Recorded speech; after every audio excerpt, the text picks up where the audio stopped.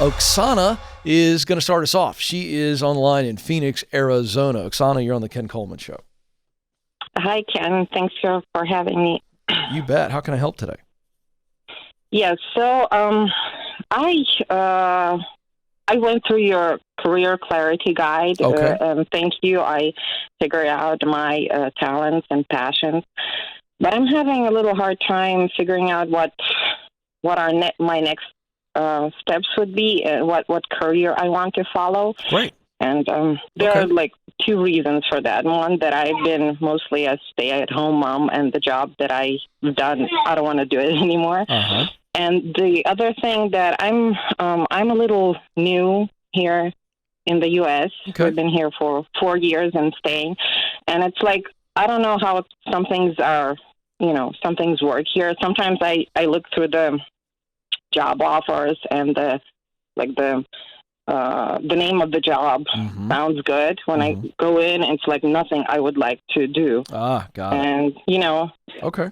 Let me ask you a quick question on that, and then we're going to dive into your results from the Career Clarity Guide. Yeah. When you notice jobs like that and you go in for interviews and it's completely something different than you thought, are you reading the job description before you? Well, I haven't been on any interviews. I'm like, I read through the description and then I think, that's not what I want. Okay, perfect. Okay, great. That makes sense. That makes total sense. I misunderstood. That's good. Okay, so do you have your results from the Career Clarity Guide, which, by the way, folks, is free at kencoleman.com. Do you have your results in front of you? Yes. Okay, wonderful. When you filled in the purpose sentence, what does it read? Can you read that to me?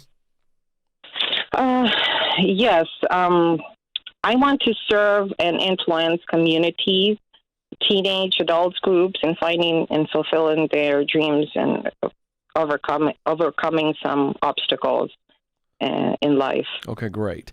That's really good. So you want to serve and influence teenagers. Did I hear that correctly? Teenagers and communities. So I have a little experience in that. I've been serving in Ukraine in youth camps. Yes, wow. And I enjoyed that very much. Wow. Best days of my life. Really? Yes. And when I came here, our church has a project. It does a Slavic festival for, I'm from a Slavic country, so we serve the Slavic community, and I enjoyed that a lot, like organizing events. Okay, great. Oh my gosh. Oksana, so this is great. This is truly what you said. You know exactly what you want to do. We just got to find out where are all the places you can do that. So let me ask you this. In Phoenix, is there a robust, a good size, or at least organized, connected Slavic community? Well, not really. So this festival was a part of organizing that community. How many folks 14, are in that community? 14 countries that are now like Slavic, 14 countries now, and Slavic people. So it's like they don't always keep together. I gotcha. All right. But here's what we do know. You love humans, whether they're Slavic or not, correct? Yeah. All right. Yeah. Where in Phoenix are the organizations, or rather, what are the organizations? If you don't know the answer to this, no problem, but this is what you have to identify. So step one is to say who in Phoenix, what organizations, whether they be for-profit, nonprofit, ministry, church-type organizations, are serving teenagers, kids, adults that are down on their luck, like they're behind the eight ball, whether they're dealing with extreme poverty, substance abuse, physical abuse, but they're in a situation where they need intervention. They need somebody serving and helping. Have you identified all those different organizations in the greater Phoenix area? No. All right. So good news. You don't know where to go because you don't know where they are. Yeah. So this gets really fun, doesn't it, Oksana? Once we know the organizations, we've got ourselves a list. So I hope you have something to write with. If you don't, I want you to type it on your phone. I've got some homework assignments for you, okay?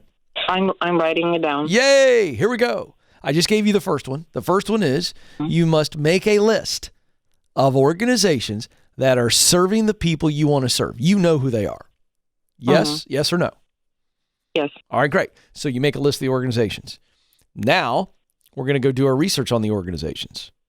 Okay. Mm-hmm. And we're just going to get a good feeling about their mission, what they're doing, how they're doing it, where they're doing it. And while you're doing that, you're also looking and seeing, do they have any positions for hire, even if it's entry level, where that experience that you have, the best days of your life is what you describe that work as. Oh, yeah. So you know how to describe the work. You know what you can do. Yeah. And so you start to see, okay, how can I get in? Even if it's a receptionist position or it's an assistant position or it's a coordinator, whatever. You got to see what jobs these organizations have. Now, ideally, there's going to be some job openings that you can say, all right, I'm going to go after these. But there might not be, and you're going to have to wait a little bit and you're going to keep your eye on them. And while you're doing that, you're beginning, and this is homework assignment 2.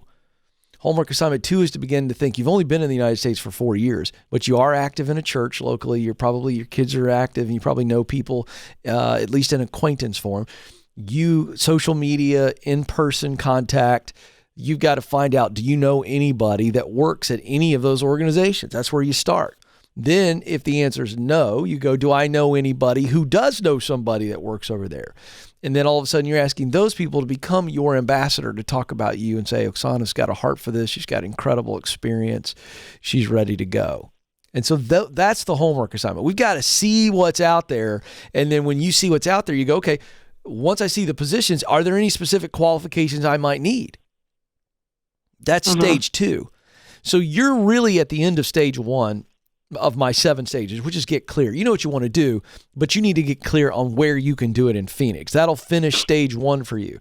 Now, and identifying that in the position they're open. Stage 2 is there any specific qualifications I need? There might not be. Because as someone who's coming out of the home, been in the home for a while, entry level is going to be okay for you. True or false? Yes. Of course. That's what I was looking at. I figured out that I need like entry level. Perfect. You know what they want for entry level, Oksana? They want somebody who's got huge heart for the work, and you do. They hear you talk about your past experience in your homeland, and they hear you talk about how it was the best day of your life and you love it and why you love it, and then they know that you're high character. You're going to get the job. Oksana, this is exciting, isn't it? Yeah. Now listen. Yeah, but it's also a little intimidating. Yes, I get it. It's intimidating. It's intimidating because you're going, oh, what if they say no to me? So what if they say no to you? Does that make you a person who's not worth anything? Does that make you a failure? No, it just means not here. Not yet. You go to the next one. But Oksana, I'm going to tell you right now, there's always a massive need in the space that you want to be in. Because not everybody has the heart to serve the disenfranchised. Not everybody. It's a special select group of people, and it's people like you that make a massive difference in their lives. So I want your chin up. I want your eyes up. I want you stop focusing on what you're intimidated by, which is rejection, what an interview might be like. You're fine. You got everything it takes. And you really leverage your relationships. And I want you to get around, start showing up and volunteering at some of these places. Do you realize that sometimes the best way to get hired at a place like this is to volunteer? And I've got a plan for you. It's called the proximity principle. It says, in order for Oksana to do what she wants to do, she's got to be around people who are doing that work and in places where that is happening. I've got my #1 best-selling book, The Proximity Principle, as a gift for you right now. How does that sound? Oh, thank you. Now listen, if you just read each chapter and do what I tell you to do, there's a short list of homework. It'll tell you everything to do, and you're going to get the gig. Hang on the line. I believe in you, Oksana, and you've got to step forward. I'm giving you the roadmap. I'm giving you the guidebook, whatever format you want. Hang on, Madison, let's get her whatever format she wants of the proximity principle. For the rest of you, you can get it, I guess, by calling into the show. I just give the book away all the time, Joe, but that's fine.